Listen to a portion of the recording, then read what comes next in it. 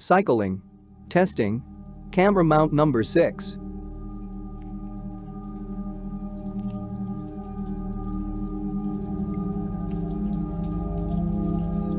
Sound around nature and deep acoustic production. Preview.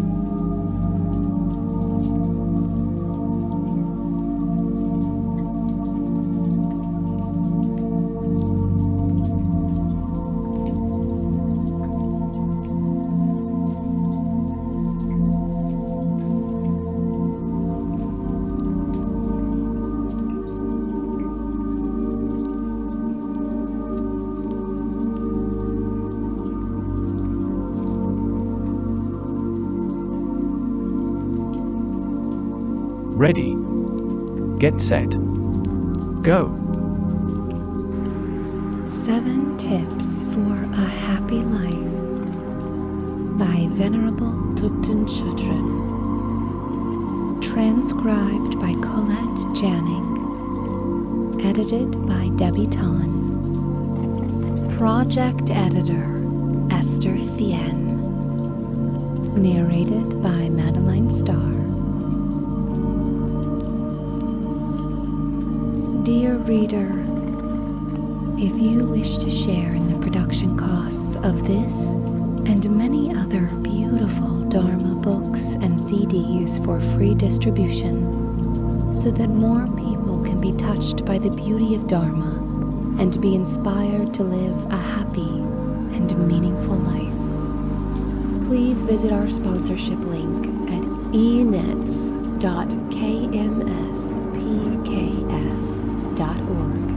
to make a donation. The gift of Dharma excels all gifts.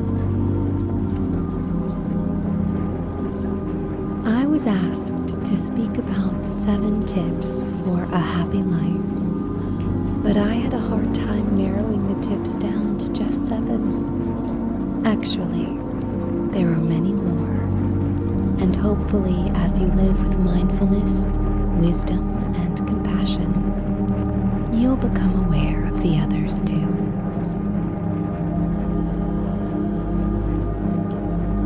1. Live without hypocrisy. Many of us go through life being extremely attached to what other people think of us. Most of us try to look good and try to make others think positively of us. We spend a lot of our time just trying to be what we think others think we should be. And this makes us crazy, because everybody expects us to be something different. Besides, what is our motivation when we try to be what we think others think we should be? Are we acting with sincerity? Or are we trying to be people pleasers? Are we simply putting on a good show so that other people will say good things about us? We can act and create personal images, and other people may even believe that we are what we pretend to be. However, that does not have any real meaning in our lives, because we are the ones who have to live with ourselves. We know when we've been phony, and even though others may praise us for the persona we've created, that doesn't make us feel good about ourselves. Inside, we know we're being fake. We're much happier when we are sincere and feel comfortable with who we are. Being a hypocrite does not work because the karmic results of our actions depend on our intention. Our motivation is the key that determines whether what we do is meaningful and beneficial. Even if we look like we're very kind and considerate, when our motivation is just to get people to like us, our actions aren't truly kind. Why is this so? It is because our motivation is concerned with our own popularity, not with benefiting others. On the other hand, we may act with a genuinely kind motivation, but people misinterpret our actions and get upset. In this case, we don't need to doubt ourselves because our intention was good, even though we may need to learn to be more skillful in our actions. Furthermore, we want to learn to derive happiness from doing the action, not from receiving others' praise afterwards. For example, in spiritual practice, we want to train our minds to take delight in giving. When we take delight in giving, then regardless of where we are and who we give to, we feel happy. It does not matter whether the other person says thank you or not, because our happiness does not come from the recognition we receive, but from the deed of giving.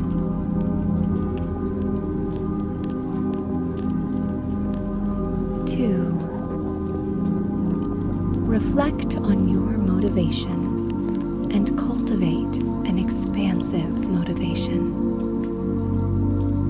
We should constantly reflect on our motivations. Some of the questions we can ask ourselves include: what is the thought motivating what I'm about to say or do? Is there the intention to harm someone? Or is there the intention to benefit others?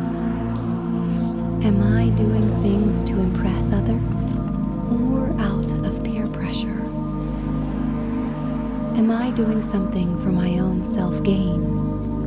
Or am I doing something out of genuine care for other living beings? Or is it a mix? Am I trying to do what other people think I should do? Or am I really in touch with myself and know what is best for me to do?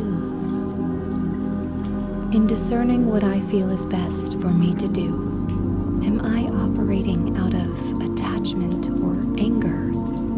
Or am I operating out of kindness and wisdom? Besides the process of looking inside and seeing what our motivation is, we can also consciously cultivate a more expansive motivation. An expansive motivation is one that aspires for the benefit and welfare of other living beings. Caring about others does not mean we neglect ourselves or make ourselves suffer. Self-respect is important, but we want to go beyond self-indulgent motivations and see that all living beings are interdependent. Our actions affect others, and because we see that everyone wants happiness and wants to avoid suffering as intensely as we do, we care about the effects of our words and deeds on others. Most people tend to be quite self-centered, so our initial motivation is not always for the welfare of other living beings, especially when we refer to all living beings, which include the ones we cannot stand. So, we need to stretch our mind and our motivation. If we discover that we are doing a kind action with a mixed or self-centered motivation. For instance, we might give a donation to charity, hoping that it will bring us a good reputation. This doesn't mean that we give up our beneficial actions. Instead, we transform our motivation into one of kindness that goes far beyond our own self-interest. In order to cultivate an expansive motivation, such as the motivation to become a fully awakened Buddha, we will need to learn what a Buddha is, how it is possible for us to become a Buddha, what are the steps of the path for becoming a Buddha, and what benefits do we bring to ourselves and others by becoming a Buddha. The more we understand these things, the more expansive our motivation will grow and shine within us.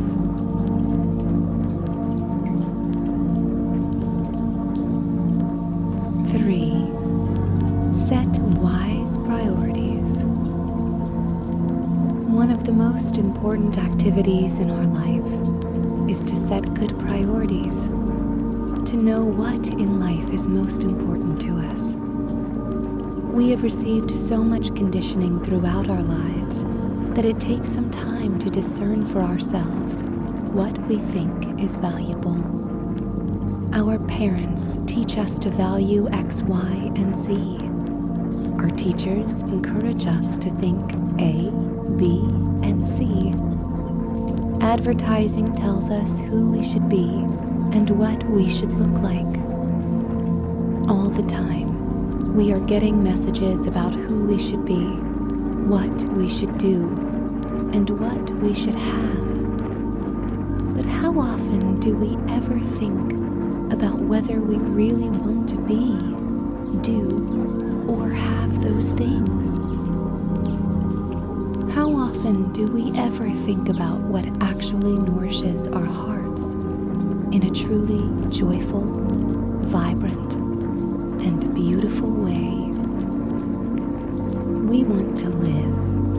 We want to be vibrant. We do not want to live on autopilot, like a push-button robot that operates on others' commands. We have dreams and aspirations. We want to choose what we do in life because we have passion for that activity or field. What is your passion? How do you want to contribute? What is your unique talent or ability? And how can you use it to make a difference in the lives of others? When we set wise priorities, we will choose activities that are for the long-term benefit of ourselves and others. When I need to make a decision, I use a particular set of criteria to evaluate which direction to take. First, I consider which situation is most conducive for me to keep good ethical conduct. I want to make sure I don't hurt others or myself, and keeping good ethical conduct is important for that. If we sincerely try to live an ethical life, even though we do not make as much money or have as nice a house as the next person, when we go to bed at night, we feel peaceful. Our mind is calm and free from self-doubt and self-loathing.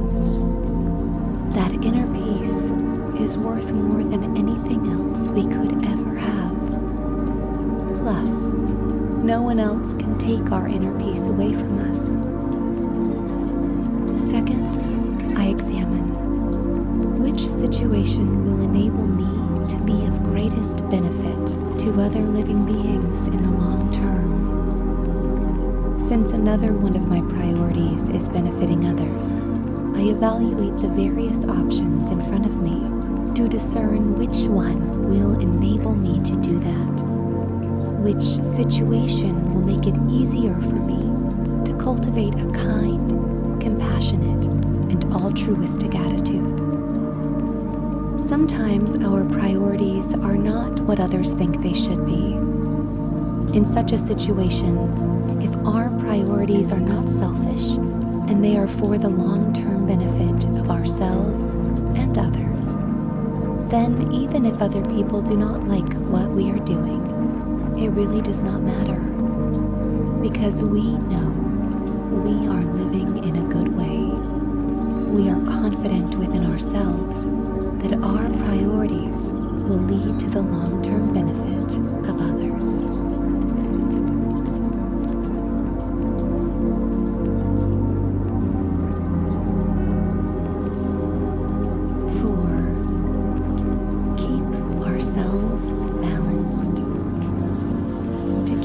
Ourselves balanced. experienced on a day-to-day basis.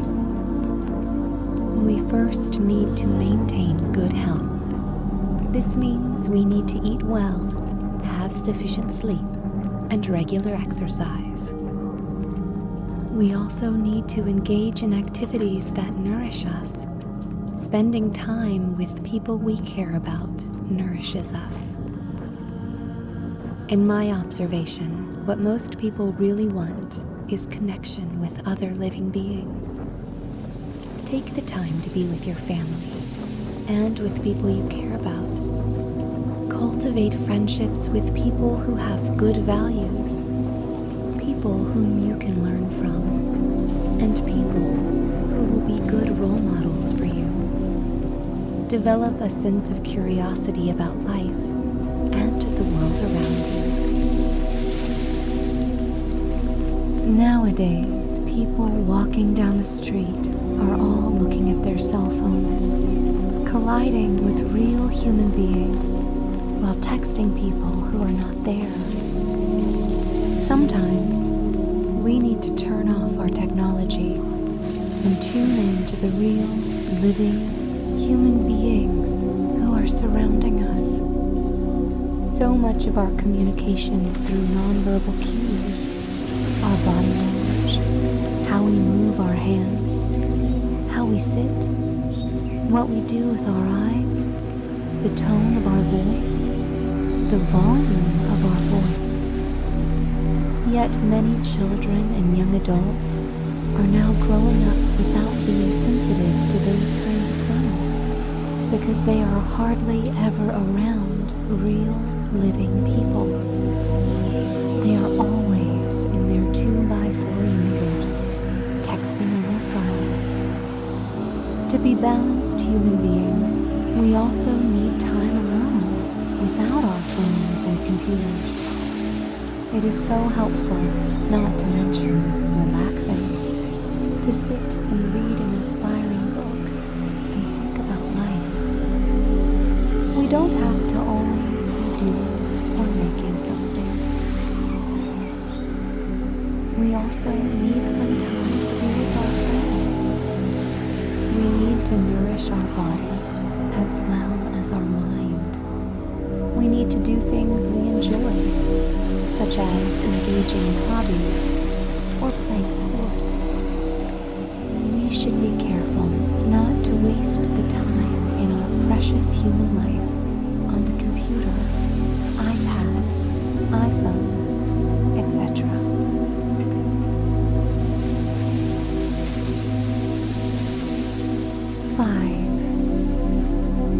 Befriend yourself. Sometimes when we are alone, we have thoughts such as, "Oh, I am a failure. I cannot do anything right. I'm worthless. No wonder nobody loves me."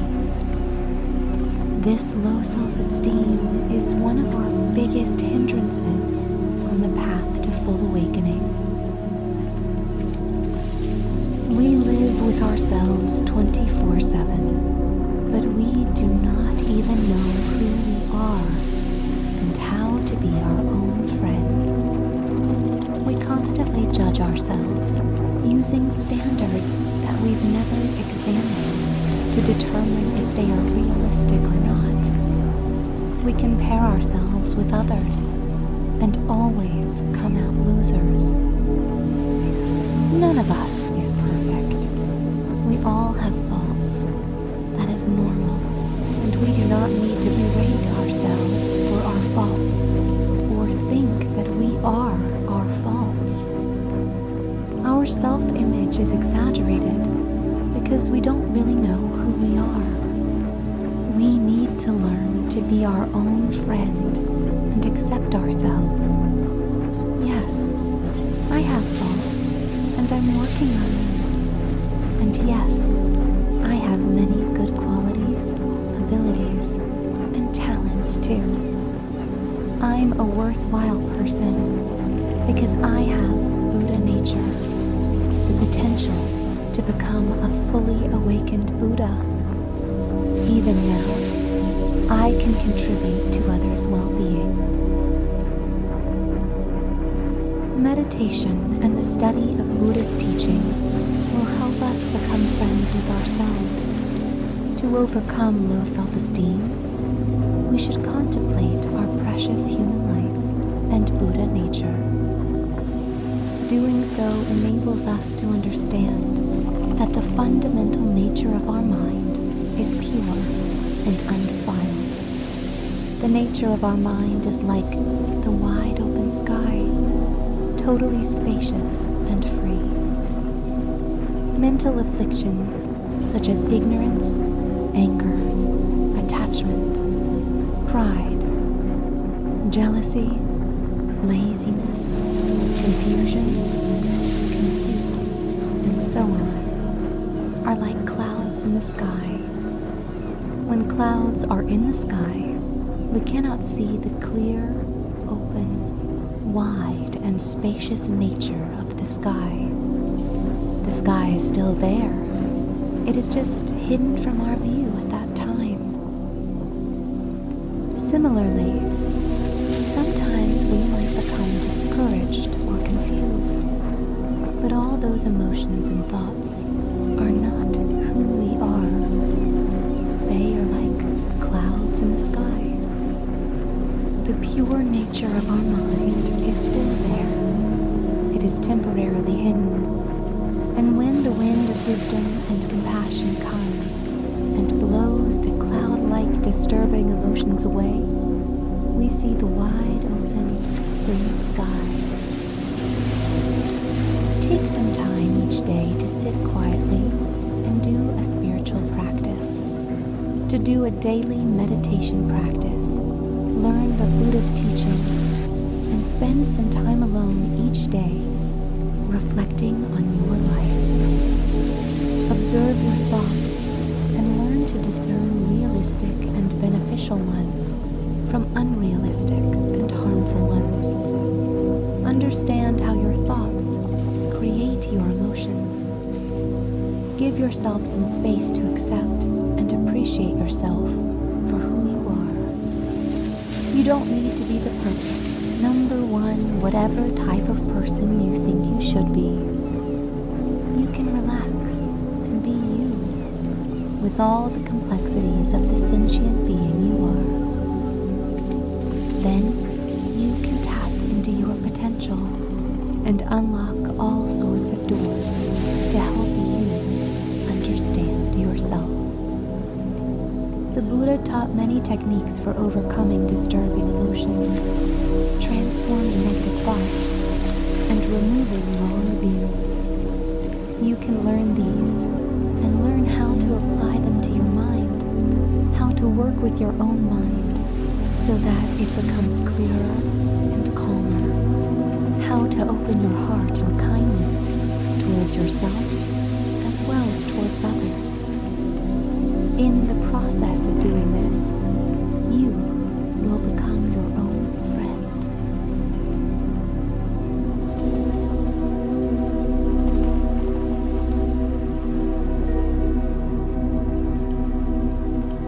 Six. It's not all about me. Nowadays we think everything is about us. There's even a magazine called Self, and another one called Me. We buy products named iPhones and iPads, and from the time we are little kids, the advertising industry conditions us to always search for the most pleasure, prestige, possessions, popularity, and so forth. We have this idea that it is all about me. My pleasure and pain are more important than anyone else's. Think about what makes you upset. When your friends get criticized, you usually don't get upset. But when somebody says the same words of criticism to you, it becomes a big deal. Similarly, when your neighbor's child fails his spelling test, it doesn't bother you. But when your child fails his spelling test, it is a catastrophe. Our mind gets incredibly upset happens to us or is related to us. We see everything in the world through the narrow periscope of me, I, my, and mine. Why is it a narrow periscope? Because there are over 7 billion people on this planet, and we think we are the most important. It would be really good if we can chill a little bit and have as one of our slogans, "It is not all about me." This self-centeredness causes us so much misery. When we suffer from fear, anxiety, and worry, it is because we are paying too much attention to ourselves in a very unhealthy way. Nothing has happened, but we sit there thinking, what if this happens? What if that happens? When in reality, nothing has happened. Experiencing fear, anxiety, and worry is definitely suffering. And the source of this suffering is our own self-preoccupation. Our self-centered thought is not who we are. It is not an inherent part of us. It is something added on to the pure nature of our mind, and it can be eliminated. Initially, we may be afraid to let go of our self-preoccupation. If I don't hold myself first and foremost, I will fall behind. People will take advantage of me. I won't be a success. But when we examine these fears, we see that they are not true. The world isn't going to crash if we release our self-centeredness and open our hearts to care about others. We can still be successful without being so self-preoccupied. And we'll be a lot happier too. For example, if we reach out and help others, friends, strangers, and enemies, they'll be a lot nicer to us, and our own lives will be happier.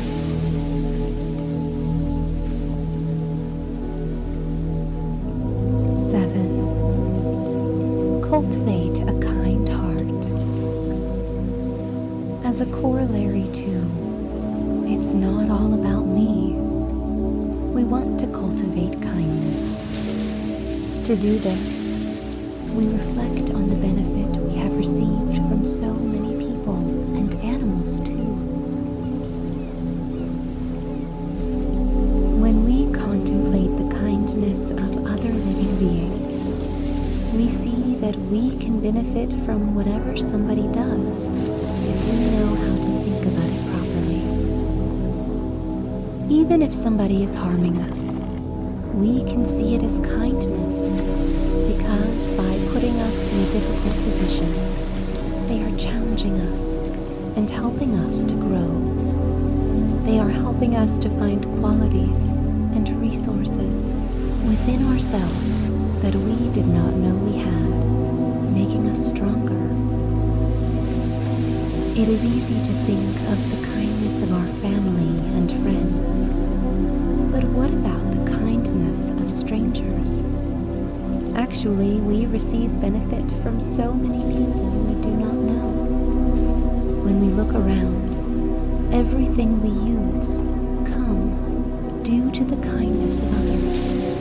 The construction workers who built the building, the farmers who grew the vegetables, the electricians, plumbers, secretaries, and so forth, all play important roles that enable society to run smoothly.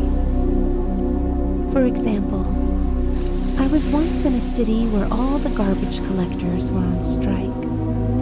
That really helped me to see the kindness of the garbage collectors. So now, I stop and thank them for their work when I walk down the street. We benefit from all the different kinds of work that others do. All the people we see around us, on the bus, on the subway, in the stores, are the we use and doing the services we benefit from on a day-to-day basis. Hence, when looking at the people around us, let's consider their kindness and the benefit we've received from them. In turn, let's regard them with eyes of kindness and with awareness of how dependent we are on others just to stay alive. Let's reach out and be kind to them in return. It's also important to respect all beings equally. After all, they're all important, and we have benefited from all of them. If you have a kind heart, you will be honest in your business dealings because you care about the welfare of your clients and customers. You know that if you lie to them or cheat them, they will not trust you and will not do business with you again in the future. In addition, they will tell others about your unscrupulous actions. However, if you help your clients and customers, they will trust and have confidence in you. You will have good relationships with them that will last for many years and will be mutually beneficial. When cultivating kindness, we should also learn to be trustworthy. When somebody tells you something in confidence, keep it in confidence. When you make a promise, do your best to keep the promise. We have to look beyond our own immediate gratification and learn how to be a good friend. Consider, how can I be a good friend? What do I need to do and stop doing in order to be a good friend to others? As we all want to have good friends, let us make ourselves good friends to other people.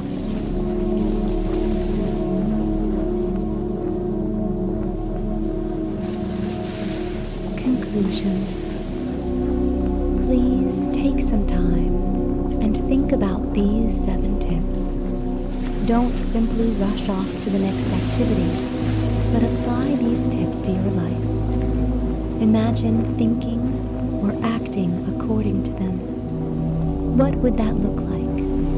How would you feel? Seeing the benefits of implementing these tips in your life will inspire you to do so. As you do this, you will experience the benefits in both your mental state and your relationships with others. You will enjoy greater mental peace, more satisfaction, and deeper connection with others. Come back to these tips over time. Listen to this audiobook every so often to remind yourself to live without hypocrisy. Reflect on your motivation and cultivate expansive motivation. Set wise priorities. Keep yourself balanced. Befriend yourself.